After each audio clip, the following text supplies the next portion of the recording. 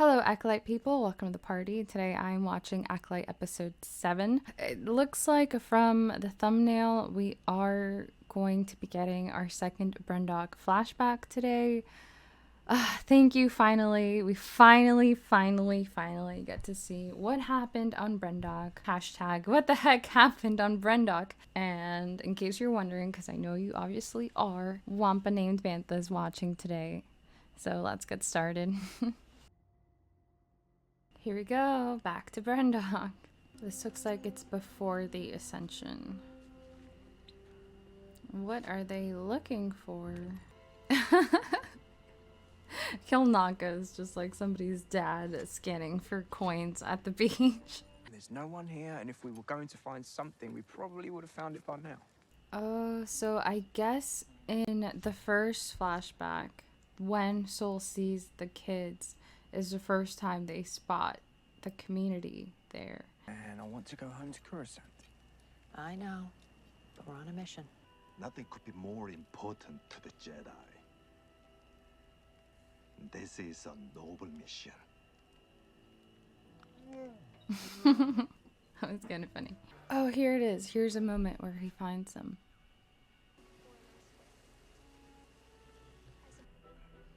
Whoa, he's scaling the walls? They have no security in this building whatsoever. All this technology and zero security cameras. It's really cool, actually, to see these scenes from a different point of view. I don't know. I just think it's cool because it's the same scene, but you're seeing it from Soul's eyes now. Oh, there he is in the back of the creepy witch circle.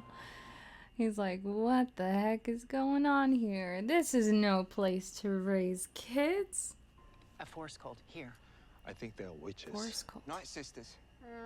Night Sisters. Oh my gosh. Night Sisters don't raise younglings. They do not treat the girls like children. I feel for the girls' safety. I don't know. That kind of bothers me. Like a Jedi saying that. The Jedi do not treat children as children either. Like they go through some vigorous training. They're taught to let go of their attachments, which attachments are just natural for children. So I feel like that's a little hypocritical. I don't know. And this is when they walk in on the ascension ceremony. They're so scary. Just standing there all creepy. Good evening. I'm Master Indara. You're trespassing. Forgive our intrusion. We thought this planet was uninhabited. The all-knowing Jedi were ignorant of their surroundings. Apparently, yeah. Apparently they really didn't know that there were people there. Oh, interesting. So are we going to see what Torvin sees when his eyes went dark? It seems to be zooming in on him and going darker, so maybe we'll see what he sees. Torvin, Jedi Padawan. Oh, wow. Do you wish to escape this planet? Do you wish to escape this planet? Do you wish to escape this planet? Whoa. Help you. It's crazy listening to this scene with headphones, which I normally don't watch shows on headphones because I just watch it on TV. But watching it on the computer and having headphones in, the voices switch from left to right, so it's kind of crazy. If you haven't watched this episode with headsets, I recommend going back and doing like a second, because these are decisions that the showrunners are making of like, I don't know, making it feel more disorienting so that you feel some of what Torvin feels. So that's kind of cool, actually. The scouts will bring Osha to your camp at midday. Dara, I feel a connection to Osha. Soul. Testing the twins is not something we can take seriously. OSHA's too old to join the order. I remember saying that. Like, she's a little old to train as a Jedi. So they're really not even there for the kids, even now that they know that they're there and that they are force sensitive. The testing of the kids is just kind of like a distraction so that they can stall for time. This is so interesting because that's not what I thought was going on their side. Her coven will never let her leave. They are so insular. So strange. So strange. I believe she wants to live with us. Do not confuse what OSHA wants with what You you want, yeah. No, it's true. It seems like he's like yearning for Padawan. And he immediately wants Osha as a Padawan as soon as he meets her, which is kind of sweet. I don't know. I still think Soul and Osha's relationship is sweet. I feel like Soul is a really strong character. I feel like Osha has been kind of lacking as a character for a while, just because she doesn't give us enough. Like, I don't know enough about what she wants or why she does what she does. I don't know why she ever wanted to become a Jedi. I need more, like, just give me more. What's her motivation? Is it because she wants to get away? Is it because she wants to be a Jedi? Like, she sees herself as a Jedi? I think we get, like, little tidbits of that, but not enough for me to be like, I really understand this character's mindset. Hopefully they can reel it all back in before the end of the show and we understand everyone's mindset, everyone's motivation. But I've always felt Soul was really strong, and I do like his father-daughter relationship with Osha. They will not sanction bringing the twins to Coruscant or separating them from their coven. But there's something dangerous about those women. You can feel the twins are not safe. They say that we have interfered too much already. The M count is very high. Extremely high. Very force sensitive. Off the charts. I need a midichlorian count. The reading is off the chart. Wait. Their symbionts are the same. They are twins. No, exactly the same. Even identical twins would have different symbionts. Maybe by tapping into a power dense enough to split one consciousness into two bodies. Only a virgin could create that type of power.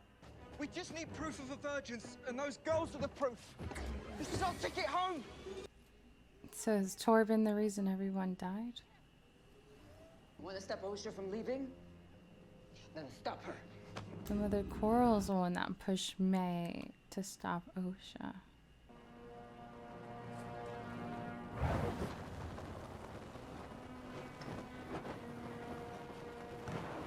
Oh wow. So the fire itself was an accident. She was just trying to burn the book. Mama, help! Osha! Help me!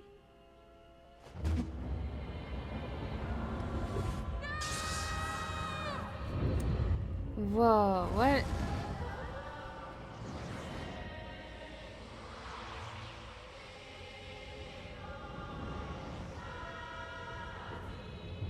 What?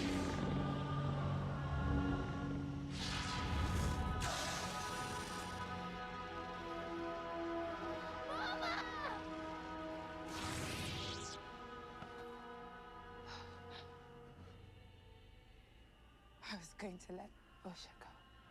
Well, I don't understand why that happened.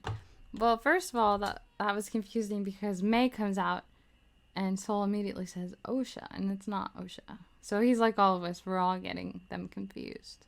And then she turned into smoke and I was like, what? What's going on? Let me see that again. It doesn't really make sense. So I'm gonna go back. Why? I don't get it. And then he stabs her, why? I don't really understand why any of that happened. And then she dies. But I don't get it though. Oh. And now Mother Cora's like, now I'm not gonna fight you. She was about to fight with Torben. And now after he kills their leader, she's like, nah, I'm good. I'm just gonna watch her die. I'm so confused by this whole moment. I feel like maybe they could have played it out differently so that people watching would actually understand what was happening. Or do you understand what's happening? Let me know in the comments if you know what the heck. Like the sequence of events. If that made sense to you, let me know in the comments. Because I didn't get it. Me. Run! Oh, and now they all start to fight again.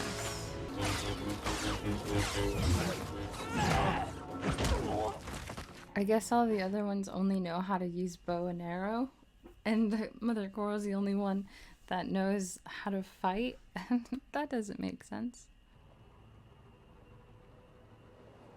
She turns into smoke too.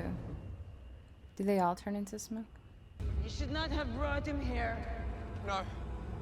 My mind is fortified. Not you. Oh no, she possessed Kilnaka.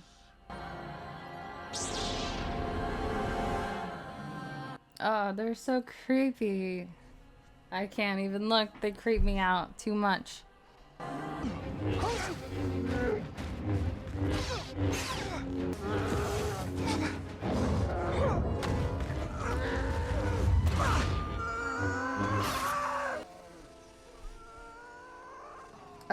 This is when he gets scratched.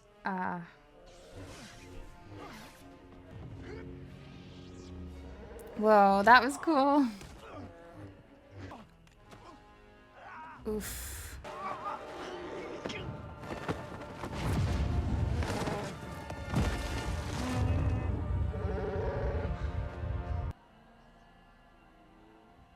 Oh, and then Indara kills all of them. What? How would she know how to do that? That's so crazy. She like killed all of them with the force. And then where's Mother Coral? Get the twins. Where did Mother Coral go? Master, I... Get them now. Now! So most of them died because of Indara. And Mother Coral still seems to be alive. So yeah, Mother Coral could still be alive. She could be tied to Khmer somehow. Where's Mama?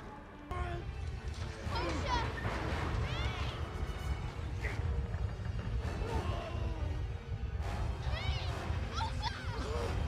And he has to choose. And he chooses Osha. Oh, wow. And we don't see that at all in the first flashback. We just see that May falls because the whole building seems to be crumbling. But just then we learn that it's actually Soul that has to choose between May and Osha. That was an interesting thing that they added. Is this like a Harry Potter Voldemort situation where if one of them dies, the other one dies as well because they're one consciousness? Or one of them can't die unless the other one dies? Like Voldemort couldn't die unless Harry Potter died. Maybe it's kind of like that. Interesting. The intrigue continues, but we got a lot of clarity from that flashback, so that's good. We will tell the council the truth. Yeah. May burned down the witch's fortress, and everyone was lost. Oof. Indara, I must face the council. Why would you do that to her? After everything this little girl has lost tonight, you take away her dream as well? So it was Indara's idea to lie about what happened. Oof. And now we're gonna see Soul tell Osha that May started a fire and it killed everybody, and that kind of solidifies the lie. So they never ever tell anyone what actually happened. What happened?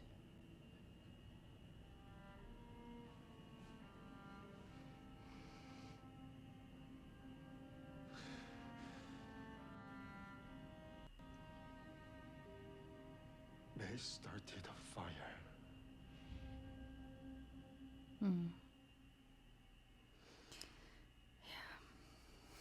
The whole episode was a flashback, just like episode 3. Well, we did see what happened behind the scenes. I don't like how confusing the whole smoke part was with the main leader, mother person. So I don't know what was going on there. Like, why was she starting to turn into smoke and May started to turn into smoke? What was the point of doing that? And then I don't get it. And then why can he kill her in the state of being all smoke-like? Like, she was totally smoke. Like, how can he stab her in that form? Like, if Marin from Jedi Fallen Order, I know I've never mentioned Fallen Order before, but it's like this really cool game. You guys should look into it. But if Marin turned into the green puff of smoke that she uses to travel, I don't think you could just stab her. And I know these aren't Night Sisters, but I would think the same kind of logic applies. So I don't know. I'm still a little bit confused about that, which bothers me because I wanted all of my questions to be cleared up, and instead I got a new question of like, why did that happen? Or why did she do that? And how was he able to kill her? So I don't like that. I don't like that this led to more questions. But we did get a lot of answers, so that's good. We kind of found out how the conflict between Kalnaka and Torben happened.